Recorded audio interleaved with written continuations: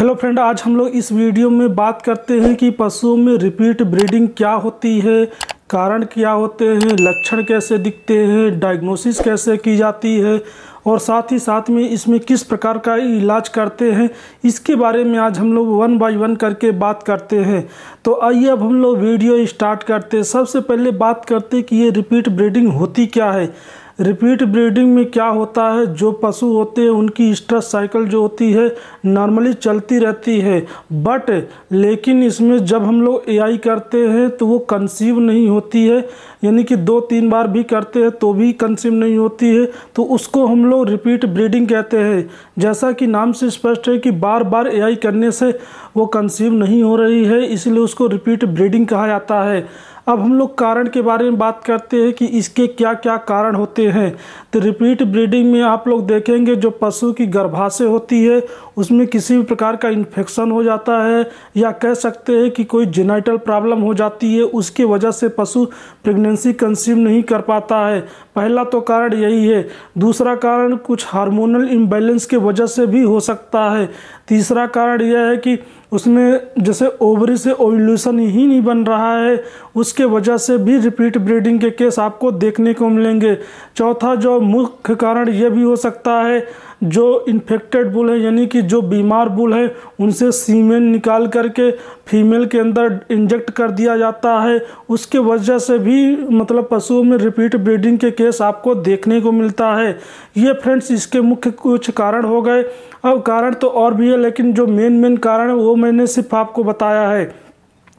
अब आइए इसके लक्षण के बारे में बात करते हैं कि हम लोग इसमें किस प्रकार के लक्षण देख सकते हैं। तो इसमें आप लोग देखेंगे जो पशु की स्ट्रेस साइकिल है 20 से 21 दिन वो रेगुलर प्रॉपरली नहीं चलती है, जिसके वजह से ये मतलब रिपीट ब्रीडिंग के केस आपको देखने को मिलेंगे।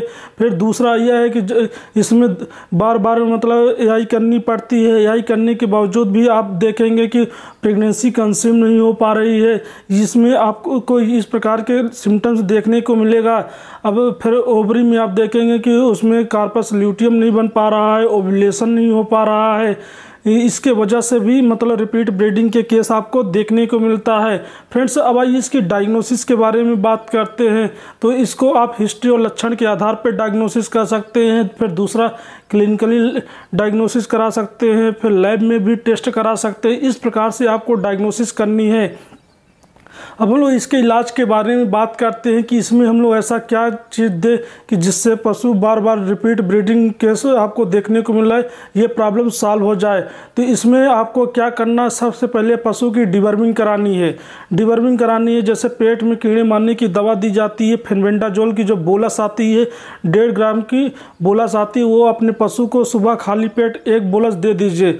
उसको देने के 2-3 दिन तक आपको कुछ भी मतलब वैसे नहीं देना है कोई दवाई, उसके बाद ही आपको स्टार्ट करना। 3 दिन के बाद फिर आप क्या कर सकते हैं, मार्केट से मिनरल मिक्सचर का जो पाउडर आता है, जैसे एग्रीमेंट फोर्ड का पाउडर हो गया और भी पाउडर आते हैं, वो अपने पशु को मतलब 50-50 ग्राम आप उसको खिलाते रहिए 10 से 15 दिन लगातार।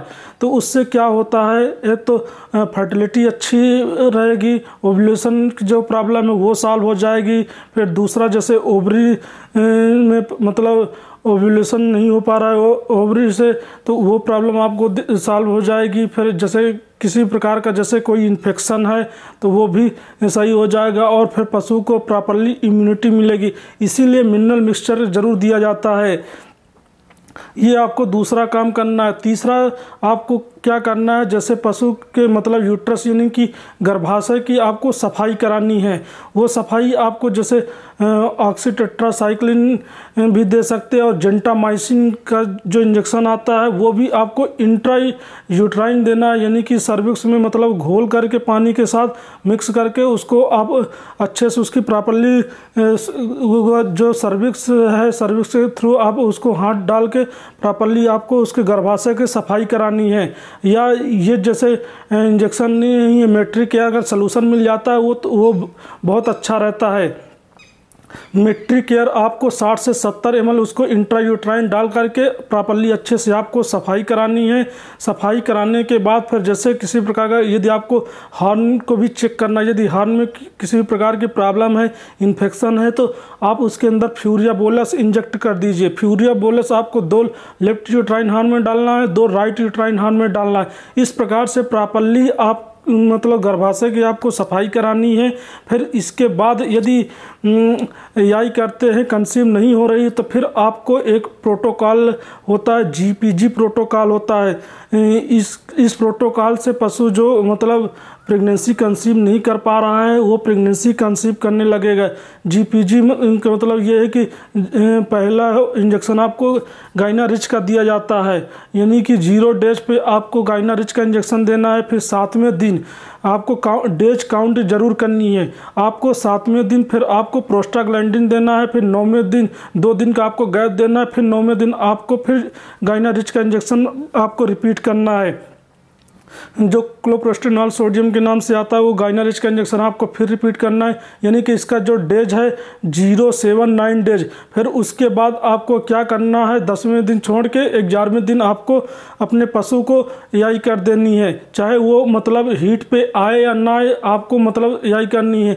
याई आपको कैसे करनी, जैसे आपका पशु सुबह हीट में आ रहा है तो आपको शाम को याई करनी है, यदि शाम को आ रहा है तो सुबह आपको याई करनी है। यानी कि कहने का मतलब ये है कि आपको दोपहर को एआई नहीं करनी है कि बहुत ज़्यादा गर्मी हो रही है उस टाइम पे आप पशु को एआई करेंगे तो मतलब सही रिजल्ट आपको देखने को नहीं मिलेगा। और आपको इस चीज़ का विशेष ध्यान रखना है कि जो सीमेन होना चाहिए वो फ्रेशली होना चाहिए। ऐसा नहीं कि कई दिन से सीमेन मतलब उसमें रखा है, जो LN2 कंटेनर होता है उसमें कई दिन से मतलब इन्फेक्टेड सीमेन डाल रहती है। ये चीज़ आपको विशेष ध्यान देना है। जैसा मैंने आपको तरीका बताया है इस प्रकार से करेंगे तो आपका मतलब जो पशु रिपीट ब्रीडिंग बार बार कर रहा है वो प्रॉब्लम सॉल्व हो जाएगी। ये मैंने करके देखा है, इसीलिए मैंने इस पर वीडियो बनाई है। फ्रेंड्स, अगर मेरी वीडियो अगर आपको अच्छी लगी हो तो चैनल को सब्सक्राइब करें और साथ ही साथ बेल आइकन बटन को जरूर दबाएं। वीडियो देखने के लिए थैंक यू।